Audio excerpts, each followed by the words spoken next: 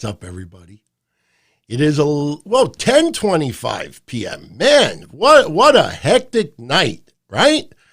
Don Tony here, NXT Takeover, Portland is in the books. See, that's what I get earlier for playing a joke to pretend as if I was sniffing this canned air. I think I actually did for a few minutes. My God. Wow, talk about an awesome pay-per-view. It was just, I tell you, it just blew me away on how good this event was. I tell you, I honestly don't remember what my prediction was in the Dakota Kai Tegan Nox match, but if we just say that I predicted Dakota Kai, I got every match right today. Tommaso Ciampa, I know some of you out there thought that there were too many false finishes at the end. This is a guy, think of the storyline. He wanted his life back. So there was no way he was going to tap out.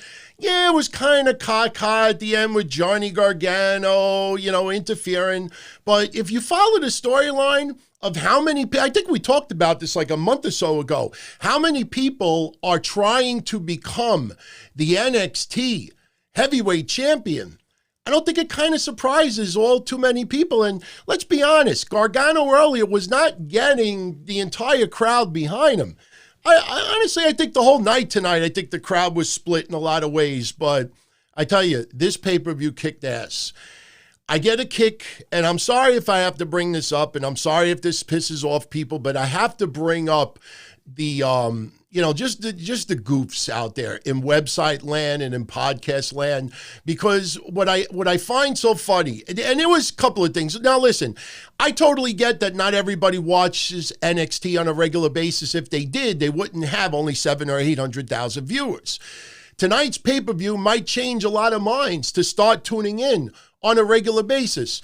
But to the people out there, especially the websites and the podcasters that say you watch NXT on a weekly basis, you had Rena Gonzalez, or they're now calling her Regina Gonzalez. It's just easier on the tongue. She shows up tonight in the Dakota Kai Tegan Nox match, and right away I want to see what the internet has to say, because if you think about what I said in the past about Lars and Deonna Purrazzo when they came up to the main roster, Deonna for a cup of coffee, and you have all these people who claim they watch this shit for years, and they're like acting they don't know who the person is. Here's a little alert to those goofs out there that claim they watch this stuff on a regular basis. Rena Gonzalez has only been wrestling in NXT for, 3 years. She's had, I think, 135 matches, and you're acting like you've never seen her before? Come on, man. What are you trying to jive over here? And by the way, a few people are asking, what shirt am I wearing? This is from Andrew Dice Clay, Ford Fairlane. So many assholes, so few bullets, One of my favorite movies of all time. But I tell you, man, I really enjoyed this pay-per-view. We're going to get into it. Got a lot of stuff to cover. I am up here solo, and I want to just throw this out there before anybody says anything or asks or throws controversy. Here is the fact. This is my channel. This features my work.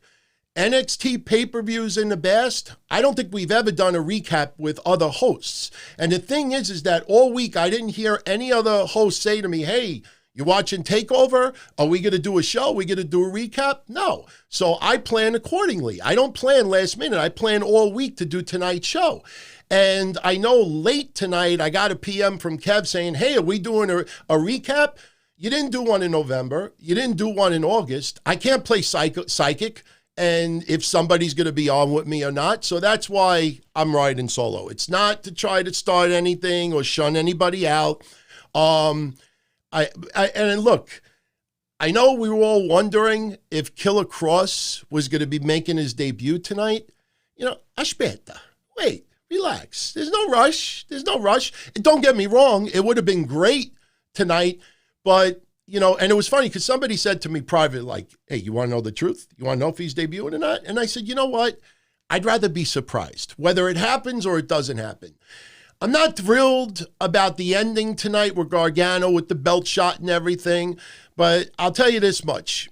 If you take a step back and you see the way NXT went down tonight, if Killer Cross would have interfered, something tells me that people would have been awfully disappointed to have an outcome of a match end because of an interference like that.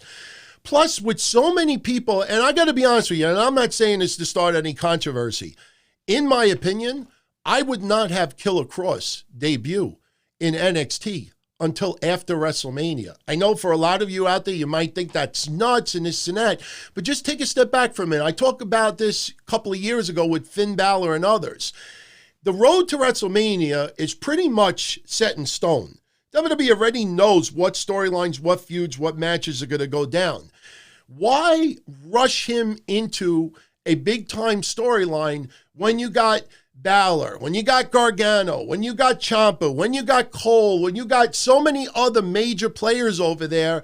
If he gets thrown in there right now, yeah, he might get lost in the shuffle a little bit. That's why I even said with some other roster members on Raw and on Smackdown, I've said, wait until WrestleMania. There's no big rush. Everybody thinks Aleister Black should get the title shot here. You don't have to blow your load all by April. Take your time. Let this happen. And, you have him, make his debut later on. And if it happens sooner, hopefully it's done the right way. But I'm up here giving you your NXT TakeOver Portland recap. I'll be honest with you. I enjoyed the NXT UK, but I enjoyed this more. And right off the bat, I'll be honest with everybody out there. I don't think there was a bad match tonight. The best match tonight that I got a kick out of, because look, I monitor social media. I look to see, what the trends are, what people are buzzing about and what people aren't. And I got a kick out of people complaining about Balor and Gargano. And I'm saying to myself, you know what, Dijakovic, oh my God. And Charlie Caruso kind of screwed up his name too tonight.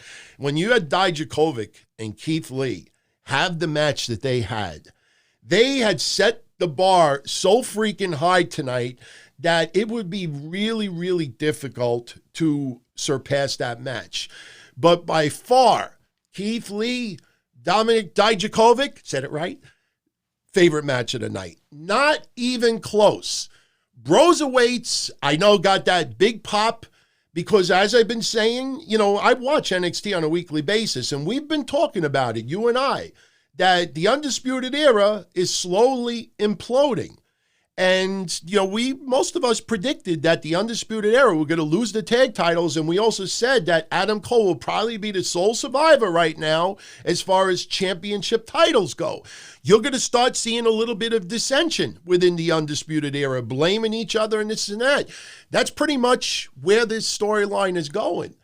But, so the Broserweights getting the titles tonight was obviously the fans' big pop of the night because, it's a title change. Undisputed Era had the belts for quite a while. But, as much as I have criticized Matt Riddle in the past for his personal stuff, his attitude and this and that, there's no denying. And, God bless people who have not been watching NXT on a weekly basis that got introduced to the Broserweights tonight.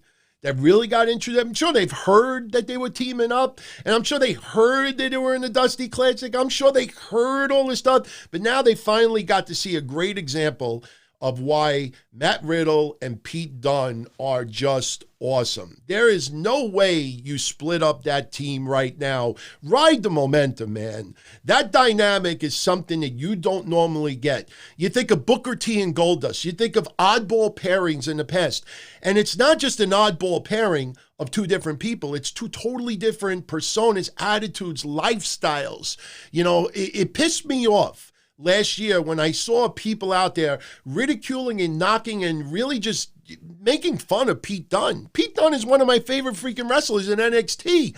Now you see a little bit of personality. By him having the dry personality, he has personality. It's an awesome dynamic going on right now. And I got some photos tonight. And I got some video clips tonight. And, I want to share this one because for the newer fans out there that haven't experienced the Broserweights getting to this point, this was a little clip that WWE aired on social media earlier today.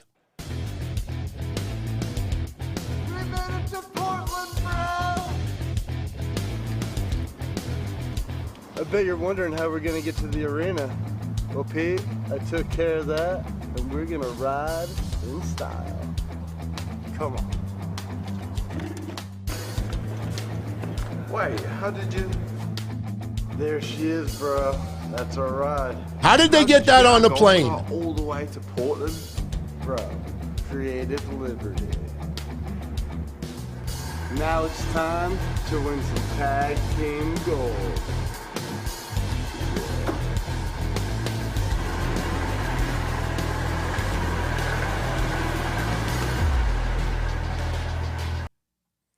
They just have an awesome dynamic. I mean, there's just no question about it. I freaking think that they're awesome. And they're now the new NXT Tag Team Champions. But, you know, I tell you, something else that really made me feel good tonight. I don't know how many of you out there saw the pre-show, but let's give a little bit of credit where credit is due. How great was Mansour tonight? Holy shit. And I said I would try not to curse as much as I can on these shows, but talk about some natural charisma. I mean, I know a lot of people out there thought, all right, it's kind of like the movie The Godfather. Remember Godfather 2 and I brought this up before, when Don Fanucci, you know, when Robert De Niro is working in the grocery store and Don Fanucci brings his nephew in there and he tells the owner of the store, look, you know, give my nephew a job. And because he can't afford it, the owner lets Robert De Niro go. Robert De Niro ends up blowing Don Fanucci's, you know, blow his head off in his mouth, you know, blah, blah, blah, blah, and he's out of a job. You kind of thought the same thing with Saudi Arabia and Mansour. Like the King Prince is Don Fanucci, and the owner of the grocery store is WWE. Hey, you know, give my nephew a job. Hey, Mansour, you know, Don Fanucci, scusi. Fucking guy did great tonight. And, you know, the crowd, they can't stand Sam Roberts. I mean, every time Mansour talked tonight, you pretty much got this. I don't know. I can't hear it for some reason. But anyway, maybe you can. Yeah, no, because I don't have my speaker on because I'm petrified you get static. Every time Mansour tonight, he's getting cheers from the crowd. You got this. You got this. Every time Sam Roberts opens his mouth, you got this. You got this. You got this. I mean, the crowd was fun tonight with that shit. Every time Sam Roberts opened his mouth, the crowd booed. And he's trying to play heel. The problem is Sam Roberts is not a wrestling character. He's a podcaster. He does radio. And I'm not putting any angst on Sam Roberts. If anybody looks at Sam Roberts' shows before he got the WWE job and after he got the WWE job, you could see why not everybody wants to have a job for a wrestling company. You know, he had to adapt. He had to change his style, you know, and honestly, right now, he's a goof. But that's what WWE wants them to have. I still remember when they tried to do that little feud on social media with him and Dana Brooke. And Dana Brooke got that match on TV. And she won a match, and she won 2 matches. And people are like, damn you, Sam Roberts.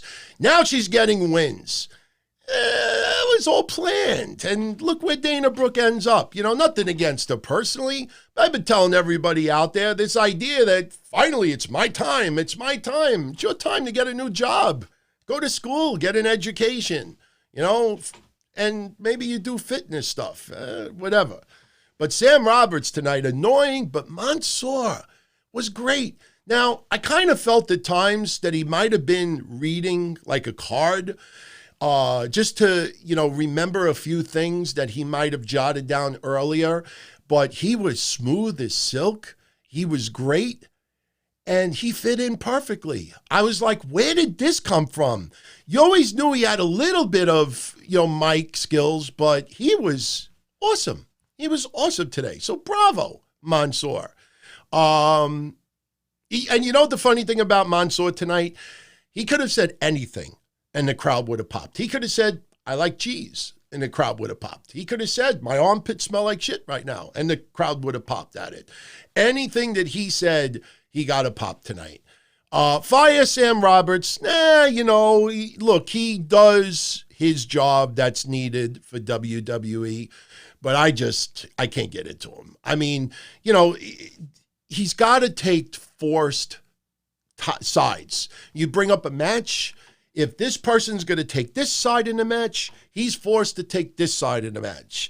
Whether it makes sense or not, he's got to take that side of the match. That's what they do. I mean, it's just, they're announcing 101. I just can't get into stuff like that.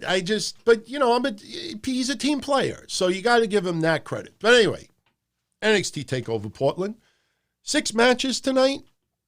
You didn't need any more. That goes to show you that sometimes less is more. You had one match almost go 30 minutes. You had another match go 25 minutes. You had 2 matches go 13 or 14 minutes. The main event it had to have gone over 20 minutes. What's up, Den? But Keith Lee, Dominic Dijakovic, Jesus Christ. When I see Keith Lee doing a Huracan Rana, you know that they're pulling out all the stops tonight. And I loved a lot of the name dropping. More Ronaldo does it all the time, let's be honest. But when he's flashbacking to Gorilla Monsoon, the irresistible force meets the immovable object. I had flashbacks of Jesse Ventura tonight when they were running off the ropes and hitting each other. In my mind, I was hearing Jesse Ventura go, "Nobody moves. Nobody moves." I fucking loved it. Dijakovic leaps backwards over the top rope. Keith Lee catches him. He's not 100 pounds. They just tore it up tonight. Very physical, doing moves that a lot of luchas have a hard time doing. And, I was thinking about this because we know Dijakovic is a big man, and he's just really athletic for his size. I'm curious, for fans out there that like NXT and AEW, is Dominic Dijakovic and Hangman Page any type of a fantasy match that you guys would like to see? I'm just curious because as I'm watching him tonight, I'm saying to myself, Hangman Page has that agility as well, and he is a bigger man. But they just tore it up tonight. Keith Lee doing a standing German suplex, I thought was awesome. Just, basically dumping the guy over his head like a sack of potatoes. The cyclone kick by Dijakovic. I have my notes. I took tons. I'm not going to lie. I think I took more notes tonight than I have of any pay-per-view, maybe with the exception of WrestleMania in the last 5 years. There was just so many things that you wanted to bring up during the matches. You have Dijakovic hitting the corkscrew moonsault for only a 2 count. Then Dijakovic hits the avalanche Spicoli driver off the middle rope onto Keith Lee for just a 2 count. Crowd is chanting this is awesome. I just thought it was absolutely phenomenal. At one point, the crowd thought that they were going to get tables. I love the spot where Keith Lee is telling the crowd is getting really, really quiet, and Keith Lee is just chopping the crap out of Dijakovic, and Dijakovic's just taking it and taking it and taking it. And one point we thought Dijakovic was going to get the upper hand, and Keith Lee gives him the chop anyway, which was awesome. But I think probably one of the moves of the night gave me flashbacks of Rob Van Dam versus Bam Bam Bigelow, ECW. I wonder if anybody out there remembers that match. When Rob Van Dam climbed the top rope twice and did the somersault moonsault outside. Now, with Bam Bam, he went over the guardrail into like the second or third row. You weren't going to see that with Dijakovic, even if Dijakovic was 110 pounds. But Dijakovic, gave me shades of RVD doing a somersault. But this time, this guy does it over the top of the middle rope, not the corner where he could get that, the middle freaking rope. It's just unbelievable. It just gave me flashbacks of Bam Bam with RVD. Crowd chanting "Fight Forever." That was not the first time they did that tonight. They're both countering each other's choke slams. Dijakovic with an avalanche off the top rope for just the 2 count. The end of the match, Dijakovic tries to pick up Keith Lee, but cannot, and he's selling that his back hurts. But Keith Lee is able to pick up Dijakovic, hits the Big Bang catastrophe, some people like to say. I call it the Big Bang catastrophe. to the 1, 2, 3. Keith Lee, I thought it was really, really cool. They have a lot of respect for each other on camera and off camera. Keith Lee showing a lot of respect to Dijakovic. They have a little bit of a hug in the ring. He wants Dijakovic to climb the top rope and soak in the appreciation from the fans. And he actually picked up Dijakovic and helped him to go climb the top rope, which I thought was awesome. And again, they set that bar awfully high tonight. I tell you, I'm not into match ratings as hardcore as Meltzer is.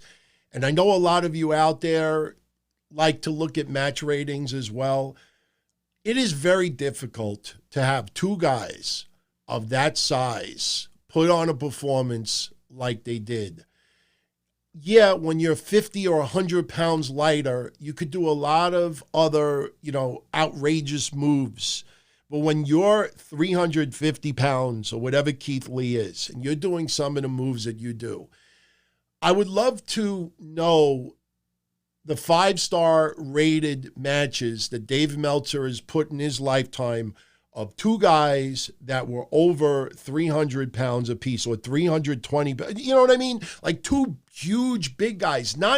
And look, I know, you think some flashbacks of some matches from yesteryear, but was the match absolutely perfect? No, but it told an awesome story. And, just the back and forth was just phenomenal. Some of the moves that they did, I mean, if this is not a 5-star match, I think it would be so disappointing to see it rated anything less than 4.5 or 4 3/4 stars. And again, I don't like rating matches like that. But as I'm watching this, I'm saying to myself, some of this is so difficult to do when you're 250 pounds. Add another 50, 70, 80 pounds to that is just almost unheard of. Just absolutely awesome. Bravo to both of them. After that match, look, it was a hard match to follow, but you had Tegan Nox versus Dakota Kai in a street fight. Tegan Nox comes out, but she's attacked from behind by Dakota Kai. They're brawling outside the ring. The bell has not started yet. You had Dakota Kai get the upper hand, hits a DDT outside the ring onto part of the barricade. Match starts off. Just a real physical back and forth. Match was not that long. It was about 12 minutes long. A lot of weapons being thrown in the ring. There was one part where Dakota Kai, and if anybody out there has ever played softball, especially softball or Little League baseball, you know what I'm talking about.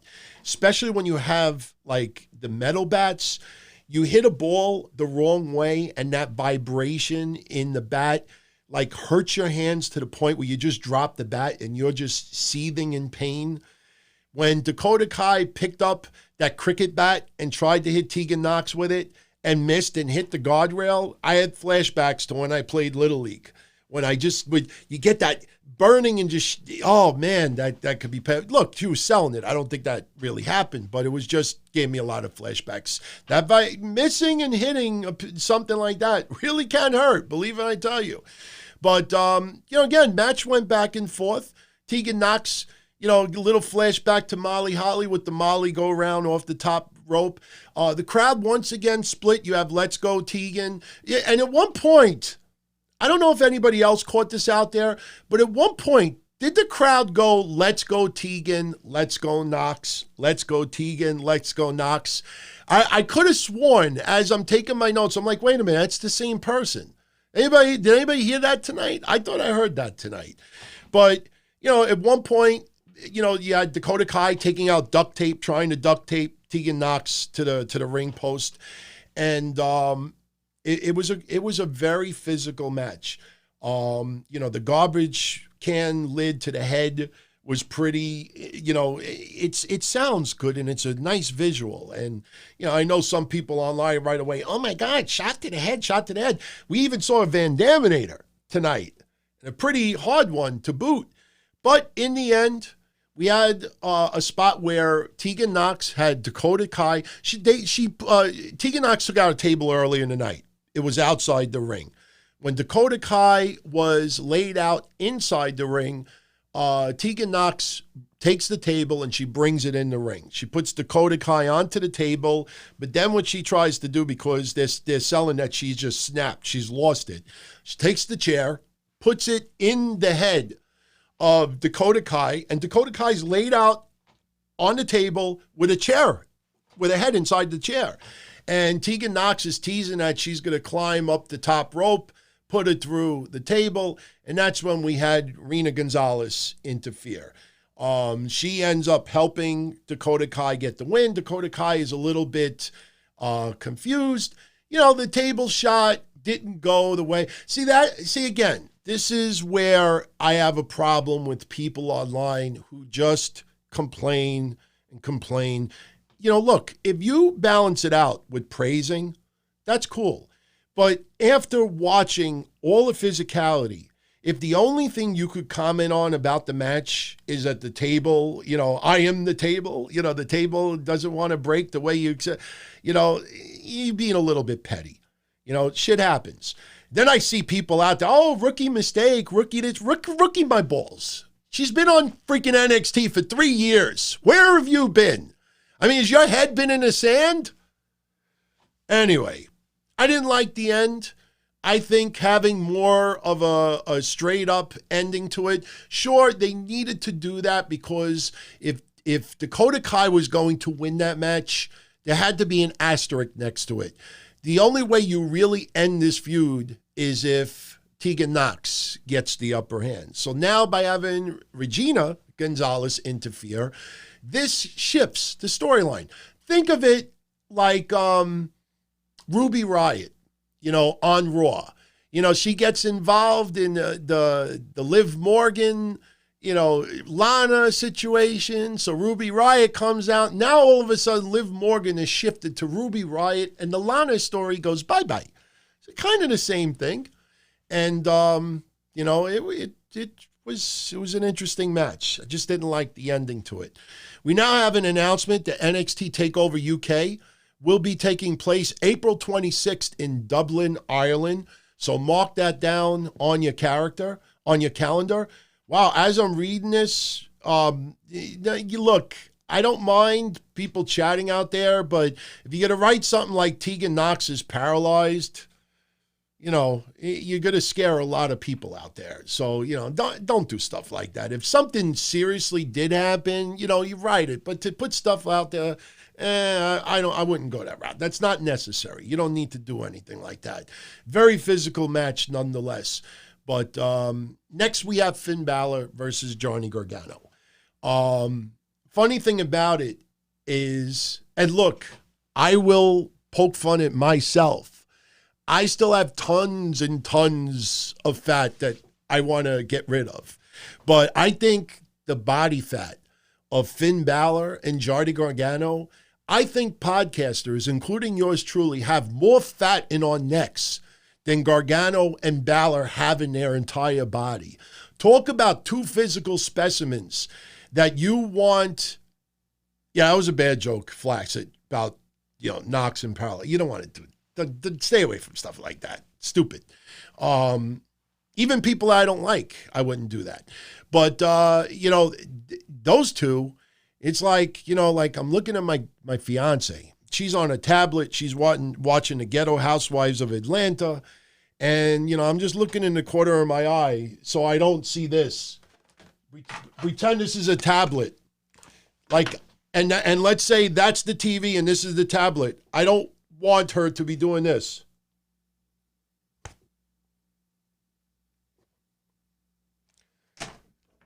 Talk about a pair of bodies, man.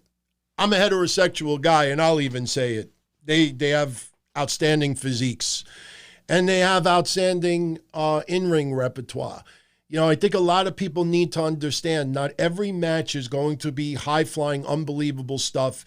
They were having a match that went almost 30 minutes. It had to tell a story. You had Finn Balor early on. He had the leg scissors on Gargano, and he's trying to show up. He's doing push-ups. That's what Balor does. I wonder if some people out there ever saw Finn Balor wrestle in New Japan and some of the stuff that he does. I ain't going to walk around naked during here. I will do a bet later on this year, and if I lose the bet, I'll wear pasties, and I'll streak in here, but I have to wear pasties. I can't, get violations on YouTube for stuff like that. I ain't that stupid. And by the way, next week, I'm going to post a little poll here on YouTube. All of you, don't vote now, but all of you are going to vote on it. And you're going to choose what is going to be the first painful food challenge that I'm going to do. Now, the one chip challenge, that's aside for Mish. Mish and I are going to do it. We might have one or two other people join us as well. But you got the death nut, you got the death gummy bear, you got the lollipop, you got ramen noodles that are like 80,000 times it. So I'm going to let everybody vote to see what food product you want. Even the coffee that is shit out of cats. Did you ever hear that stuff? It's like $50 for one cup of coffee. Simply because cats, they feed the beans to the cats shit it out, they clean it, and people brew it, and it's supposed to have unbelievable flavor. I'm going to give you so many choices next week. You're going to vote, and you're going to choose what I'm going to do first. I'm sure a lot of you out there will probably find the most horrible food challenge because you just want to see me cry in pain. I don't care. We're here to have fun. This channel is supposed to be not everything is smiley and everything is cake and ice cream. Nothing in life is cake and ice cream. There's a lot of crap going on in this world that sucks. But if we could just forget about our shit for a little while and laugh and have a little bit of fun, that's what this channel is all about. I think some people out there take themselves way too seriously. I'm not doing that no more. This is positive. This is DT 2.0. But anyway, maybe I'm getting off topic a little bit because of Gargano and Finn Balor's physiques. But they had a great match. They told a wonderful story. I got a kick once again. Mauro Ranallo name-dropping people from the past. And tonight he brought a beautiful Bobby Eaton. And the move that Gargano hit, he called it the divorce court.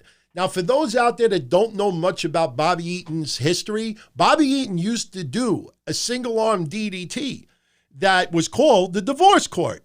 Now, I never researched why they called it the divorce court. Something tells me that maybe he got divorced back in the day. I'm sure some of us out there may have had a bad relationship. And if some of you out there are divorced, maybe you did want to give your significant other that you were breaking up with a single-arm DDT. I know I fantasized that in the past. But anyway, very competitive match. You have one point where Finn Balor did a dragon screw leg, hit the dragon screw leg over the top to Johnny Gargano. And if you watch that, the way, Finn Balor leaps over the rope, hits Gargano, and Gargano's leg just looks like, it looked painful.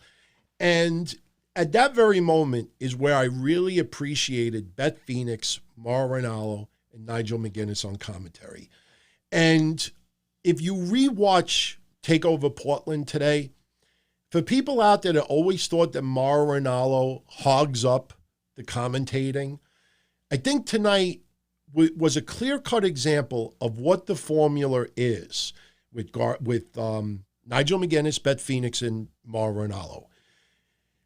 Anything that happens in the match, Mauro Ranallo is the first person to describe or put it over or react to it. After him, Beth Phoenix many times does the follow-up. Nigel McGuinness many times is the third one to comment. If you watch throughout the night tonight, especially this match, I started to really take notice of it. It's a formula. I'm telling you, I don't think anybody out there, if you ever get the opportunity to interview Beth Phoenix or Nigel, I don't think Mauro Ranallo would say it, but that is a formula, and it's a formula that works. You need someone to be the lead guy. It's not trying to take away from Beth or take away from McGuinness, but Mauro Ranallo is the one. He's the one that paints the picture, and they follow. And I thought it was awesome. Loud NXT chants during this match. Again, I monitor social media as I'm watching this stuff because even I'm a human being. Even I might miss a spot or things are happening so fast that I'm taking notes that I want to see what other people have caught on to and things that I may need to emphasize that maybe might have just passed me up. But I saw people early on criticizing this match. And, by the end of the match, I'm saying to myself, that crowd is chanting, "This is awesome." That crowd is chanting NXT. That crowd was going back and forth. You have mutual punches to each other, mutual kicks to each other. You had, the drop kick outside the ring, Balor doing it, Gargano doing it. I mean, even the point where Gargano is on the Spanish announce table and Balor runs across and gives him the double kick. By the end of this match, it was phenomenal. Everybody wrestles different. Everybody has a different type of match, and it told a wonderful story.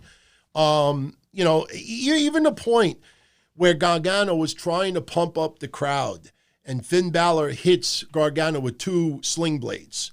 Tries to go to the coup de grace. Gargano's laid out on the top rope between the 2 ring posts. He's laid out. And Finn Balor climbs the top rope as if he's going to do the coup de grace onto Gargano's head. Misses, and Gargano gets the upper hand. Just really wonderful back and forth. I thought it told a phenomenal story. In the end, Finn Balor, gets the win. He hit the Bloody Sunday brainbuster. He gets the 1, 2, 3. During the match, the crowd wasn't into Gargano as much as maybe some would have expected. When Gargano had Balor towards the end of the match and had the upper hand outside the ring, and you see Gargano acknowledging the crowd was very mixed, and they were mixed throughout the night. They were rooting for everybody, but you could hear audible, disappointment from the crowd. They were more into Balor, without a doubt. But Balor gets the win. Next, we had Roderick Strong being interviewed to hype up his match against Velveteen Dream this Wednesday on NXT. Chris, I don't know why you don't like Beth Phoenix. I think she is phenomenal. Because Beth Phoenix has been in the ring. Beth Phoenix has experienced a lot of the moves that she sees. So when she describes the pain and some of the things, you have the suspension of disbelief of believing her. Beth Phoenix was an awesome talent back in the day. And she is blended in quite nicely with Maura Ranallo and Nigel McGuinness, in my opinion. I mean, I totally respect yours, but I kind of disagree with you. Now we have Bianca Belair versus Rhea Ripley. And, the big buzz tonight was because of this outfit that Rhea Ripley brought to the ring. Bianca Belair brought to the ring. For those listening on the download that are just doing audio only, it was a beautiful robe, and it said on the back, Black History in the Making. I don't know why people get so butthurt online over things like that. I remember as a kid, even though I didn't like him all that much, but my grandmother loved him. Salvatore Bellomo! He used to wear a jacket with the Italian flag. People have had pride for whatever, their nationality, whatever. Granted, it probably would not look all that good if a white guy came out, praising, Caucasians, but you got to have pride in yourself. That wasn't done with any malice, and right away people like, oh, that's going to trigger people. Shut up. Seriously, shut up. I mean, shut up. I don't even like addressing goofs like that.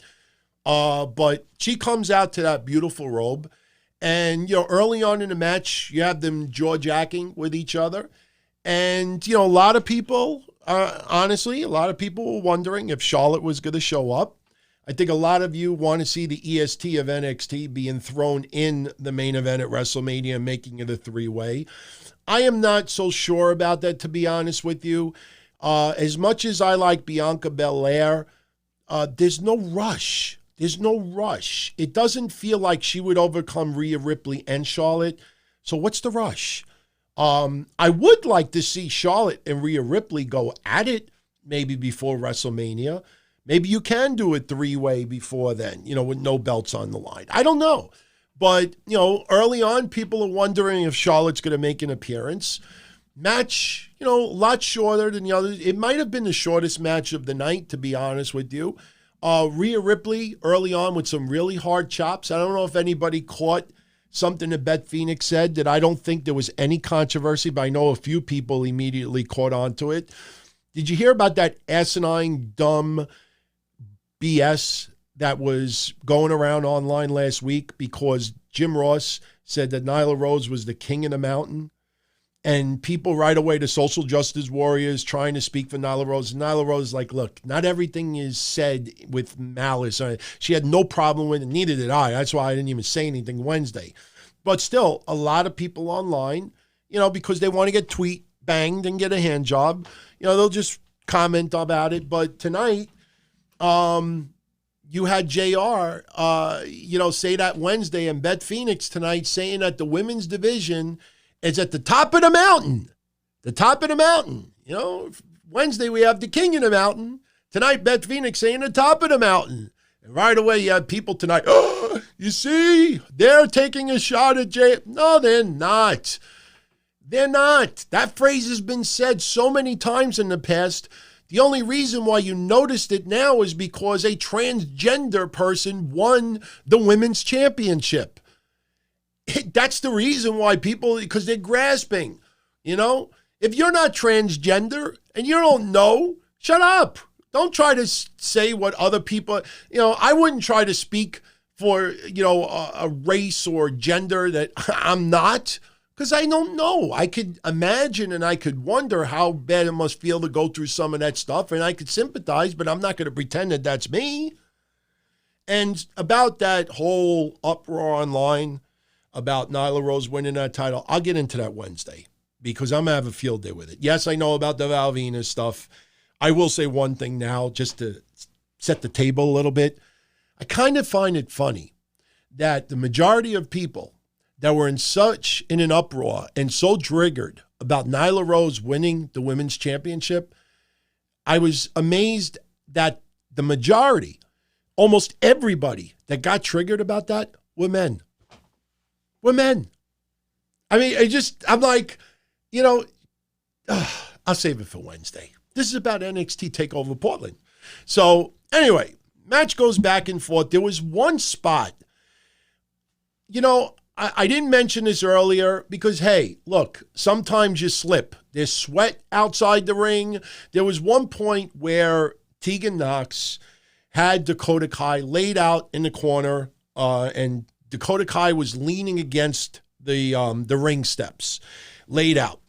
And Tegan Nox takes a garbage pail, puts it over Dakota Kai's head, runs back, and instead of just maybe drop kicking the garbage pail, she decides to do some type of somersault or whatever, and she slips. And she sold that she hurt her back or it hurt or anything like that. It didn't look good. But you let it go because, like I said, things are slippery. You're walking around with the boots and stuff like that. I've been there, I've done, I've only done it 3 times with that, but still, it's slippery. Shit happens. But it was totally unnecessary to have that spot, and anybody that watched the match, you know what I'm talking about. There was one spot during the match where Rhea Ripley, back body dropped, Bianca Belair back body dropped Rhea Ripley over the middle rope, the middle top rope, middle of the ring, and she lands outside. And the way she landed outside, I guarantee you, not only us fans that have never done a spot like that, but I guarantee you a hell of a lot of wrestlers saw that and went, ooh. Rhea Ripley is lucky. She didn't break an ankle, tear something in her legs. That is totally unnecessary to do. I know there have been wrestlers in the past that have been backdropped over the top rope and land outside. Rhea Ripley should not be one of them. And by the way, thank you, Flaccid. Again, I'm new on YouTube. I'm only doing this 1 month. Overall 23 years, video 1 month. So now I'm starting to understand why the likes and even the dislikes are very, very important on YouTube. So if you like this recap, please hit one of the buttons, a like or the dislike, whatever you want. Because believe me, that allows other people to see this garbage that I'm doing. Some people call it garbage. The haters call it garbage. But I'm up here for all of you. I'm enjoying this. So, but anyway, that back body drop, that flip over the top rope by Rhea Ripley, totally unnecessary. And the funny thing is she almost got up immediately.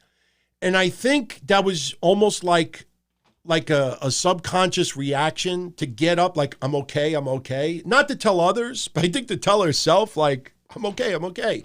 It didn't look good at all. And I hope we don't see that again.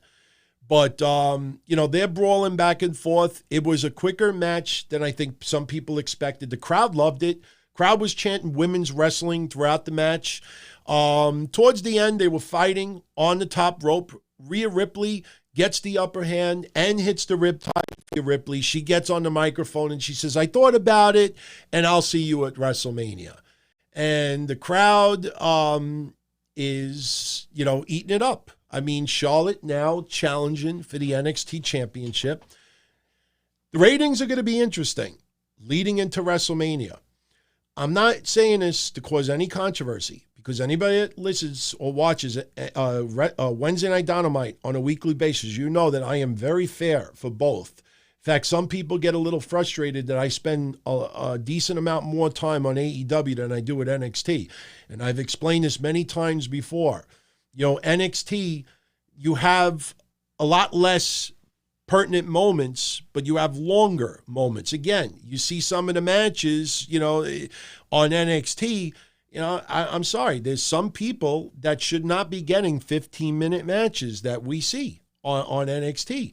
So you had 2 or 3 of those in a 2-hour show, and the event is, but it's all more organized, obviously. But, just getting back to this, Charlotte now is going to be feuding with Rhea Ripley. Charlotte is going to appear in NXT again. We're going to see some cross-promoting. And leading into WrestleMania, look, when NXT beat AEW in the rating, remember, we were leading into Survivor Series, if I can recall. So leading into WrestleMania, WWE is going to pull out more stops. So if NXT beats AEW in the ratings 1, 2, maybe even 3 weeks leading into WrestleMania, don't be surprised about it. And don't be one of these goofs out there that be like, AEW, told you it's a marathon, not a sprint. AEW. How old are you? Just enjoy wrestling, man. You enjoy what you're watching, whatever the product is, even if it's Impact Wrestling. No, Impact Wrestling has not been bad. They're trying to find their identity. They lost it a couple of years ago. They're trying to get it back.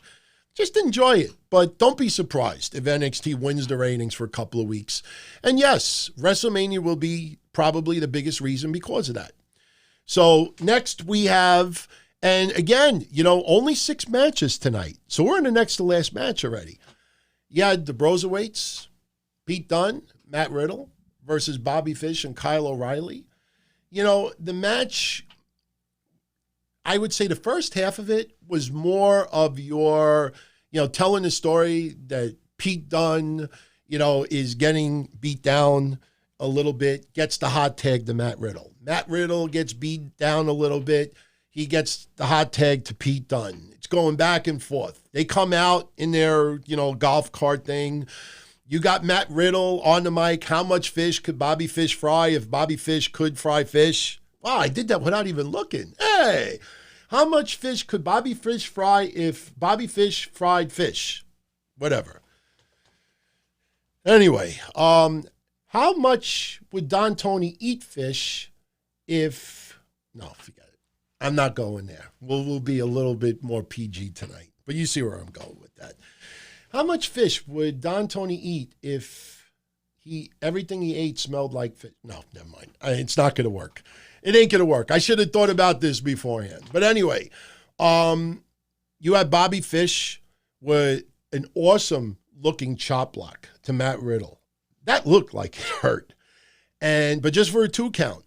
And, towards the end of the match, you had Pete Dunne getting the hot tag, Broserweight chants, Bruiserweight chants all throughout the crowd. You had one flurry that really stood out to me in the whole match. This was Pete Dunne and Kyle O'Reilly just going back and forth with shot after shot after shot. It doesn't smell like fish tonight. And at one point, they had the armbar into an ankle lock. Then you had Matt Riddle and Pete Dunne with both members of the Undisputed Era in ankle locks. The problem is that Kyle O'Reilly and Pete Dunne were the legal men in the ring. O'Reilly had the Scorpion Deathlock on Pete Dunne, but Matt Riddle, helps Pete Dunne out of the move. Towards the end, I think some of us were worried that not just the fact that Dunne and Riddle would lose, but maybe they would split up. Because we had a moment where Pete Dunne was knocked into the corner and he knocked Matt Riddle out of the ring. Little faux pas, as we call it. So then we're wondering, okay, hopefully we don't do the thing when Matt Riddle is pissed off at Pete Dunne for what happened. It was an accident. Everybody could see that. Then a couple of seconds later, Pete Dunne is in the ring. Matt Riddle re-enters the ring, tries to hit the spear, I think on Kyle O'Reilly. But then Kyle O'Reilly dives out of the way, and Matt Riddle hits Pete Dunne with the spear. 2 faux pas. And we're thinking, here's the end of the match. You had the Undisputed Era get a 2 count. I think it was Bobby Fish went for the 3 count. Only got a 2. And this was after the second one because Undisputed Era was hitting all their moves. And we're like, there's the faux pas. There's, the upper hand by Undisputed Era. 1, 2, 3. Even though my prediction was that the Broserweights were going to get the belts. But in the end, we had the Broserweights get the win. And I love that flurry. It's not just skits outside the ring, and it's not just the odd couple pairing, but you see the offense, the shots that Dunne hits, then Riddle hits, the double kicks, the double knees, the double this. They really work well in the ring. And that's something you don't come across all that often. So, yeah, the Undisputed Era could have possibly retained tonight. And you have the Broserweights winning, maybe at WrestleMania, something like that. But why wait? Why wait? They got the titles. I think the storyline, the bigger picture is now they're teasing that they will tease that the Undisputed Era has cracks in the foundation. People starting to get mad at each other, blaming each other for it. And they're going to tease the dissension of splitting. Adam Cole, in storyline, has to play the glue that keeps the Undisputed Era together. So now we go to the main event.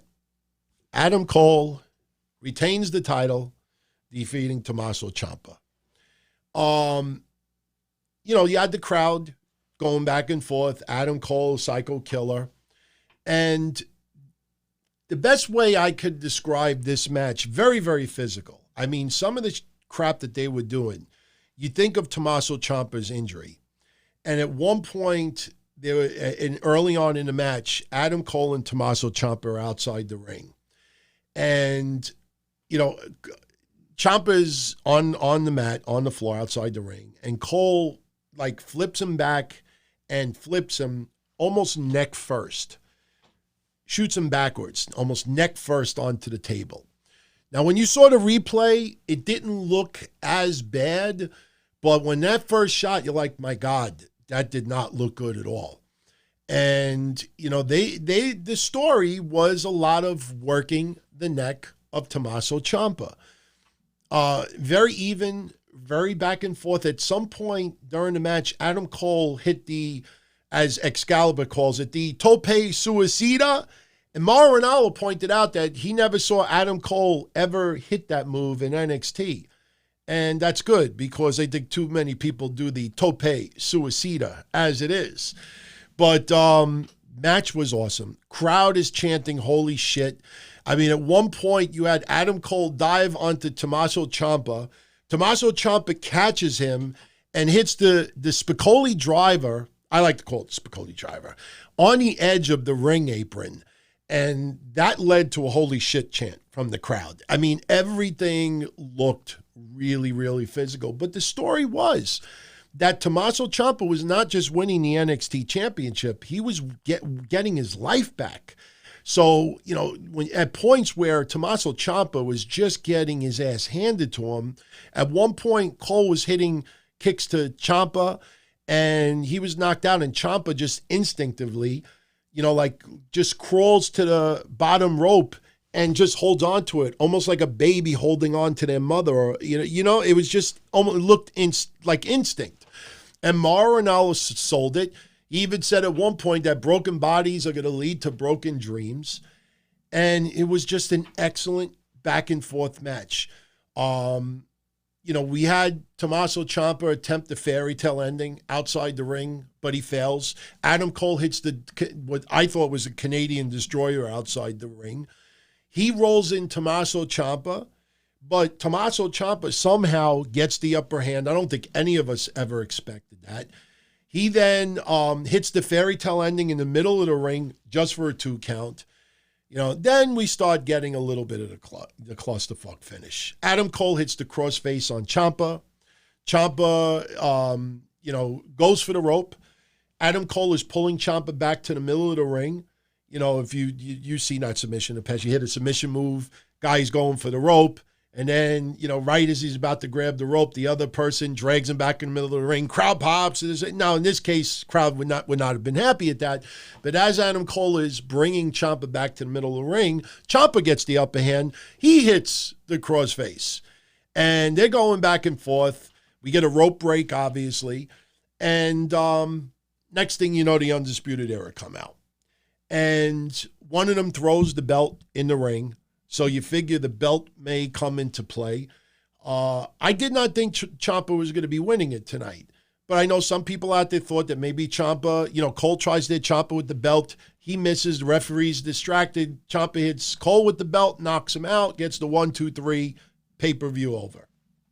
Didn't happen that way. Belt gets put in the ring. We get the ref bump.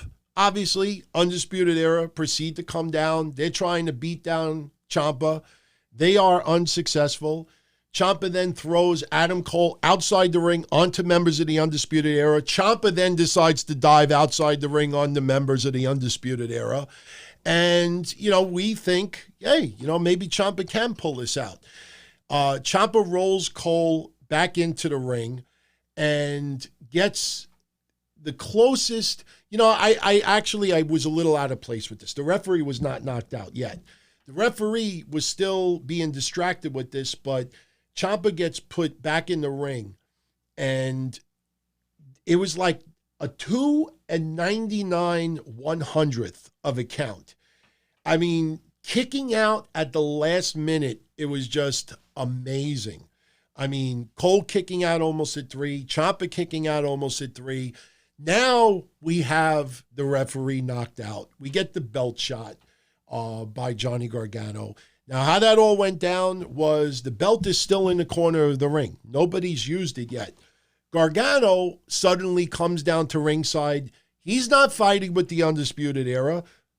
Storyline, they're all laid out because of the dives by Ciampa, by Torsen Cole. They're technically laid out. So Gargano comes to ringside, and people are wondering, like, the hell are you doing here?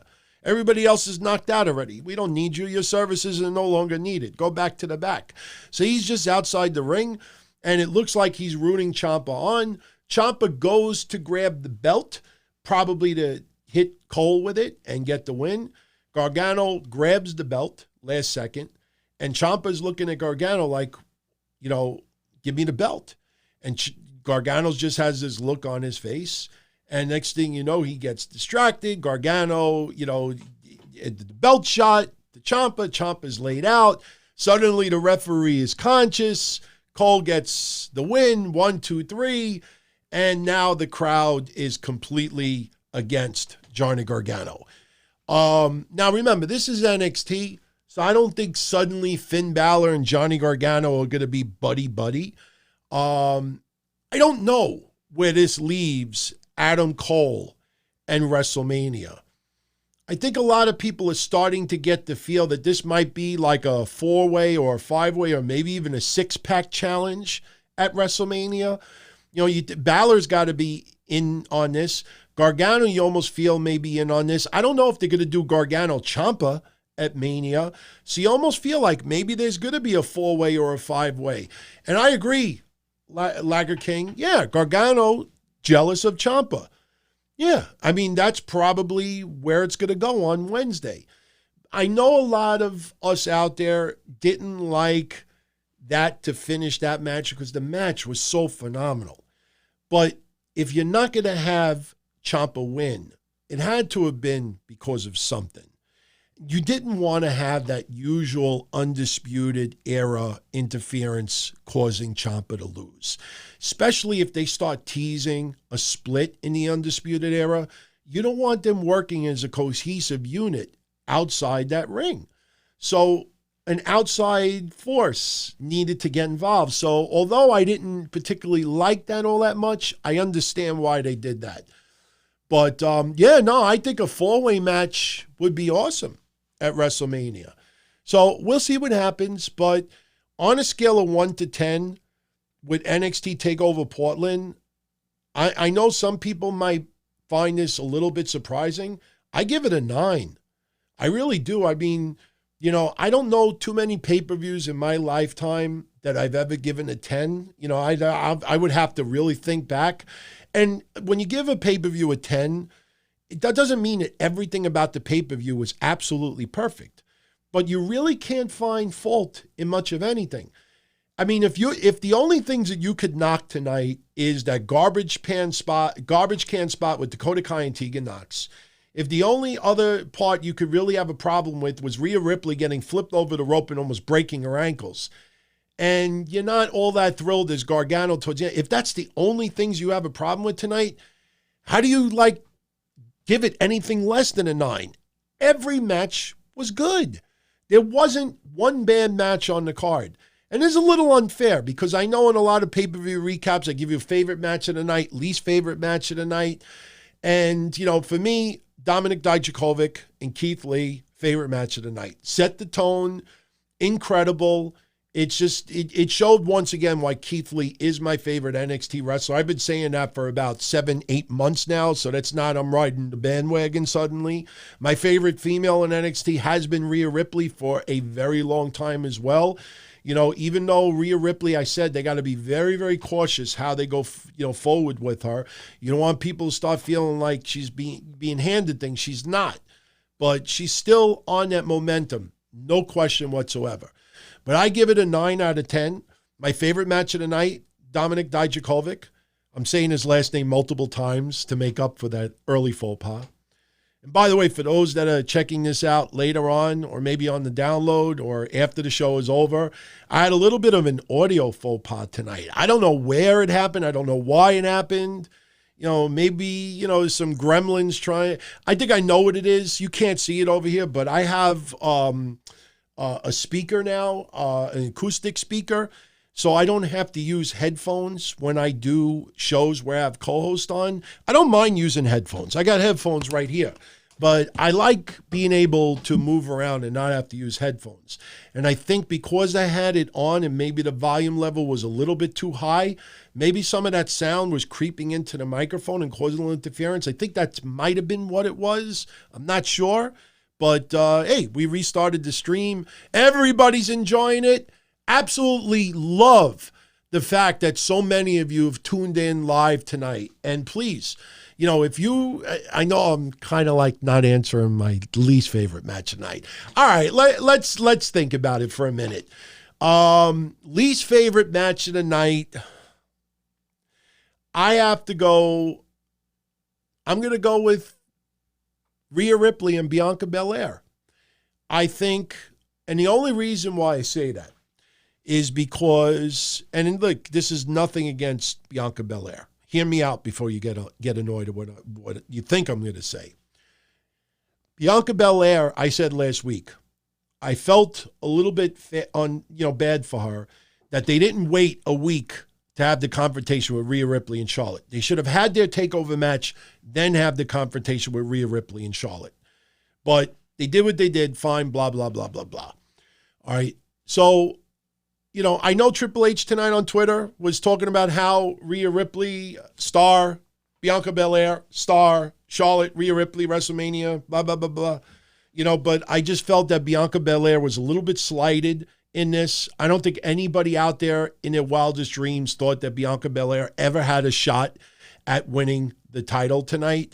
So especially that fact, I would have thought the match would have went longer and maybe Rhea Ripley squeaks out a win. To get the win off the riptide from the rope, I felt a little bit sudden and abrupt, and I think the finish should have been a little bit different, in my opinion. John, I'm just giving you my opinion. Now, one thing very quickly, because I didn't say it at the very beginning. Tonight, at the beginning of NXT TakeOver, we were greeted with a performance from Poppy. I know Mish's favorite performer. I tell you, she's rubbing off on me a little bit. I'm not into music. That's what she was wearing tonight. Some people found it interesting. I think Mansour called her like the evil Power Ranger, but she did her song. I can't remember anybody in the chat remember what the name of the song was? I actually do have it written down. I'm being a little bit lazy over here. It was Phil the Clown. Hey, clown.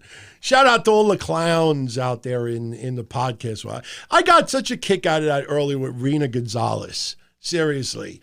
People acting like they never knew who she was. I could see if somebody was in NXT for 2 weeks, 3 weeks. 3 freaking years, 130 matches, and you don't know who she is? Boo! Boo! I can't hear either one of them right now. My speaker is disconnected. Boo! But, Poppy is starting to grow on me a little bit. You could see that she's truly a wrestling fan. Triple H has a real fondness to her. In an innocent way, I think, but he's got a real fondness to her. But, she put on a great performance tonight. And that's refreshing because me being as a wrestling fan, sure, you had some WrestleMania entrances that had really good live performances, but I could tell you, especially on the indie circuit, and I remember when XPW had some heavy metal bands coming in and performing like an intermission, a lot of fans were not feeling it. And, the wrestling community has really embraced Poppy and vice versa. So she put on a great performance tonight, and it was cool to see almost nobody cracking one-liners, cracking jokes, and this and that. I don't think Mansour calling her the evil Power Ranger was anything with malice. It was just lighthearted fun. But she put on a great performance. Everybody seemed to enjoy it.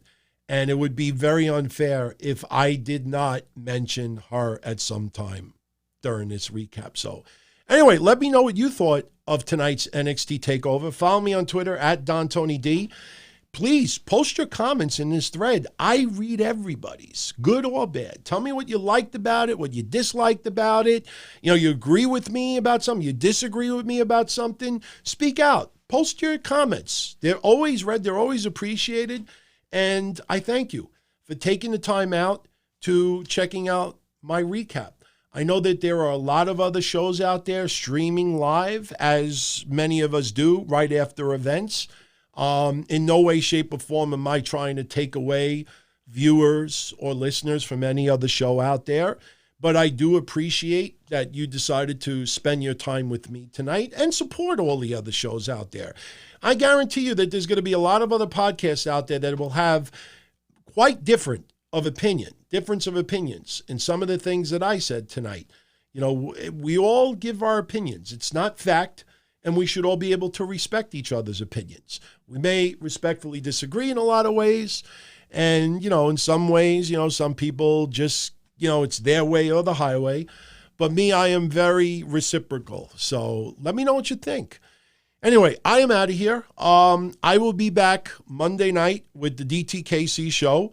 Obviously, because I covered TakeOver over here, there's no reason for me to get into it on Monday. It'll allow us to talk more about Raw and a couple other tidbits going on in the world of pro wrestling. There's a couple of things. We're going to talk about the Bellas and the Hall of Fame and what we think about it. I have not said anything whatsoever, so I'm sure some of you are anticipating. I will tell you this much, though. Doesn't surprise me. But how I feel about it, I'll tell you on Monday. So everybody, I am out of here. Take care. Be well. Much love as always. And I will talk to you all again Monday night. Take care. Be well. Ciao.